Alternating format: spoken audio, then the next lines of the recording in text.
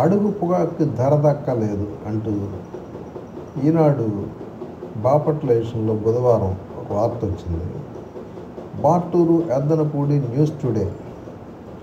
ఆరుగాలం శ్రమించి పండించిన పంట చేతికందే సమయంలో ధర నేలచూపుతో రైతులను ఆవేదనకు గురి చేస్తున్నది.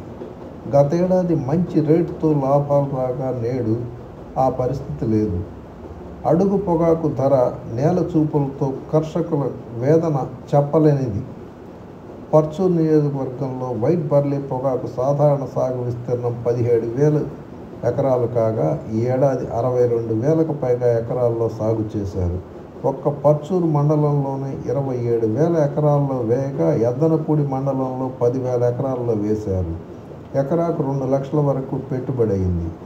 గతేడాది ఇదే సమయంలో క్వింటా బర్లీ పొగాకు 15,000 నుంచి 17,000 వరకు పలికింది.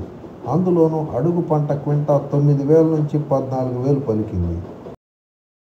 అధిక పెట్టుబడి ఆశించిన ధర పలకడంతో రైతులు పొగాకు సాగునకు మొగ్గు చూపారు. ఈ ఏడాది సరిగ్గా అడుగులు పంట ఇంటికి వస్తున్న తరుణంలో ధరలు పతనమయ్యాయి. మనిషికి 1,120 రూపాయల చొప్పున కూలి ఖర్చులు భరించి ఆకు కొట్టిస్తే అమ్మకం సమయంలో క్వింటా 4,000 పలకడంతో ఎకరాకు 10,000 చొప్పున నష్టపోక తప్పదని రైతులు వాపోతూ ఉన్నారు. వ్యాపారులు కూటమి కట్టి రైతుల శ్రమను దోచుకుంటున్నారని ఆవేదన చెందుతున్నారు.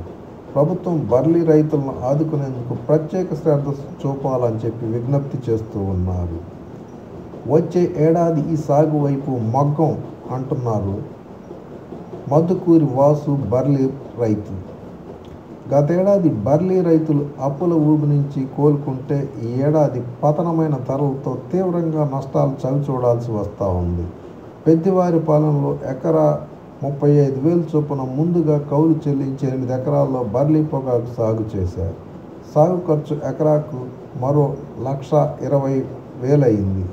కూలీల కొరతతో దూర ప్రాంతం నుంచి ఒక్కొక్కరికి 1,120 చొప్పున కూలీ చెల్లిస్తూ తోటలో ఆకు కొట్టించి తాళ్లపై ఎండబెట్టాను.